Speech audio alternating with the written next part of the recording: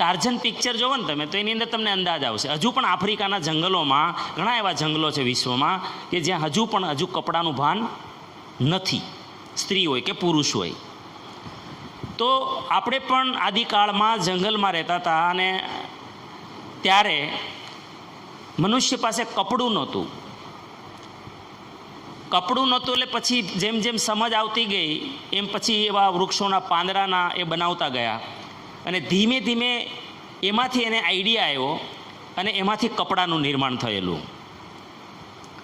હવે કપડાં જ નહોતા જ્યાં, આજ તો તમે કપડાની પણ વાત કરી, એ હમણાંનો કોન્સેપ્ટ છે, કપડું આવ્યા પછીનો. એ પહેલાં હતું જ નહીં કશું. અને ત્યારે શું હાલત થતી હશે, ખાલી તમે કપડું લગાવવાથી જો આ હાલત થતી હતી તો જૂના કાળના વડીલોને મેં ખુદ જોયા છે. ત્યારે આપણને કોઈ ભાન હતું નહીં, એનો ચણિયો આખો બગડેલો હોય. હમણાંનો કાળ કહું છું, હજી 30 વર્ષ પહેલાંની સ્ટોરી તમને કહું છું. અને આ બધા મોટી ઉંમરના છે એને ખ્યાલ હશે. આપણા બધાના ઘરમાં મહિલાઓ હતી, માં હતી, દાદીમાં હતી. તો એમાં કોઈ સંકોચ રાખવાની જરૂર છે નહીં.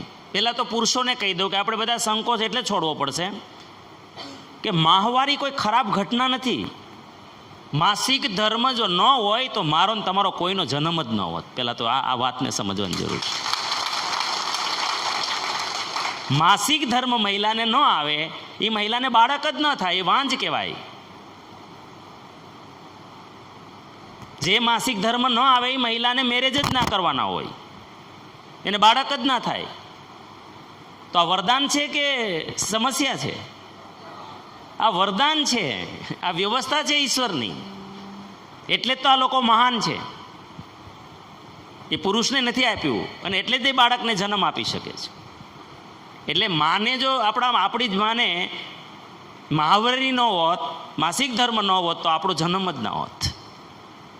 એટલે એમાં સંકોચ કરવાની વાત જ ક્યાં આવે? આ તો આપણો અભ્યાસ નથી એટલે આ બધું કરીએ છીએ. એટલે પછી શું થયું કે ભાઈ કપડું જ જ્યારે નહોતું અને માણસની સમજણ વધતી ગઈ ત્યારે આ દ્રશ્ય જે જોઈને આખી જ ગંદી થઈ જાય સ્ત્રી, તો સ્વાભાવિક છે એટલા માટે એને 3 દિવસ માટે પછી જેમ જેમ સમજ આવતી ગઈ ને તો એને અલગ રેસિડન્ટની વ્યવસ્થા થઈ કે ભાઈ તારે 3 દિવસ છે ને તારી વ્યવસ્થા જ અલગ. આની પાછળ કોઈ માહવારીમાં અપવિત્રતા હોતી જ નથી. આ વચ્ચેથી ઘુસાડી દેવામાં આવ્યું. શું કામ? એ તમને કહું. ઘુસાડ્યું નથી, હું તો કહું આ સાયન્સ છે, એની ગાળો ન દેવી જોઈએ. આ સાયન્સ છે. હું હંમેશા તમને એક વાત કહું છું, ખબર છે કે માનવ જાતિના હિતમાં હોય એને આપણા ઋષિઓ શું કરતા? ધર્મ સાથે જોડી દેતા. સમજાણું તમને? એને ધર્મ સાથે જોડી દેતા હતા. પણ તમે જુઓ, માસિકને ધર્મ કહ્યો છે, એ તો જુઓ તમે. માસિકને શું કહ્યું છે? માસિક ધર્મ.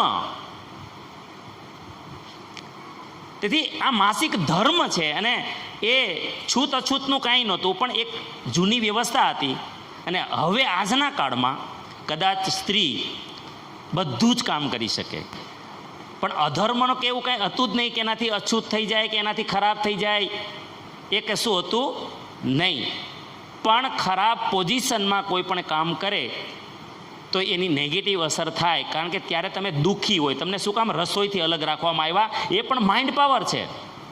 કારણ કે તમને જ ખબર, હવે અમને પુરુષને તૂટી જઈએ ને અમને તો માસિક ધર્મની પીડા અમને કેમ ખબર પડે? એ તમને જ જાણો, માસિક ધર્મ આવતો હોય એને જ.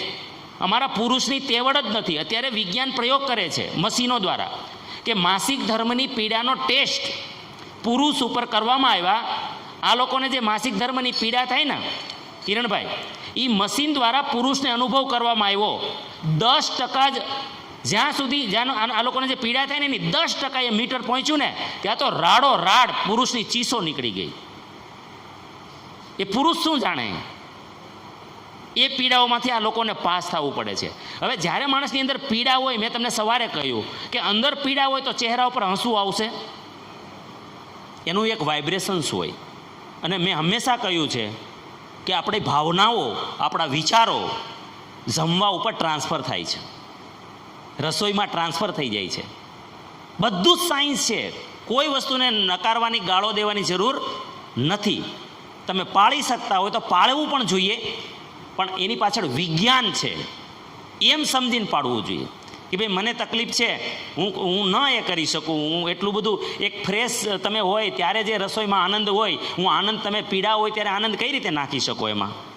એટલે એની આડઅસર ખાનારાઓ ઉપર ન પડે, એ નકારાત્મક તમારી જે દુઃખની પીડા છે એ જ ભાવ છે, બાકી કંઈ અછૂત થતું નથી. તમે રસોઈ કરી શકો છો, મંદિરમાં જઈ શકો છો, બધું કરી શકો છો, પણ જૂના કાળમાં તમારી આ પોઝિશન હતી એટલે ત્યાં જાહેરમાં તમે જાઓ અને અપમાન થાય, કોઈ કંઈ હશે આ તે, તમને હકીકતે તમારી સુરક્ષા માટે ધર્મએ રક્ષા કરી કે ભાઈ આ લોકોને 4 દિવસ આ પીડામાંથી બહાર રાખો, એટલે આને કોઈ કામ ન સોંપો, અને એ રીતના રાખો કે એ સમસ્યાથી બચી શકે અને એની પર કોઈ જાતનું બીજું એ ના આવે. એટલે તમને ઉલટાના તમારા આરામ માટેની આ વ્યવસ્થાઓ હતી, પણ થોડું ઊંધું લઈ લેવામાં આવ્યું. એટલે તમારે આ બધું બહુ સમજણપૂર્વકનું હતું, બીજું એમાં કાંઈ છે નહીં, હે ને? પણ તમે અત્યારે તમારે એવું છૂત અછૂતવાળું શબ્દ ભૂલી જવાનો છે કે કોઈ એનાથી કશું થતું નથી. પણ એમાં આની પાછળનો જે ભાવ છે ને એ તમારા સુરક્ષાનો છે. શેનો છે? તમારી સુરક્ષાનો છે, તમારા સુખનો છે, તમારા આનંદનો છે. જેટલું પાડી શકો તો પાડો, બાકી મજબૂરી જ હોય, ઘરમાં એક જ સ્ત્રી હોય તો રસોઈ બનાવવી પડે, શું કરે? આજે એ જ પોઝિશન છે બધાની. પહેલાં તો હતી 2-3 લેડીઝ ઘરમાં, તો એકને તમે પાળી શકતા હતા બધું. પણ એવું નથી કે એનો કોઈ આભડછટ ના લાગે, હું તમને ચોખ્ખું કહી દઉં. એમાંથી બહાર આવી જાજો. એ કોઈ માનસિક ગિલ્ટી ના ફીલ કરવી જોઈએ આજની છોકરીઓએ, હે ને? માનસિક ગિલ્ટી નહીં ફીલ કરવાની. કદાચ વડીલો છે એ સાચા છે, મેં તમને કહ્યું એમ, એની મજાક ના ઉડાવવી જોઈએ. એની જગ્યાએ એ સાચા છે, આપણી જગ્યાએ આપણે સાચા છીએ. Thank you.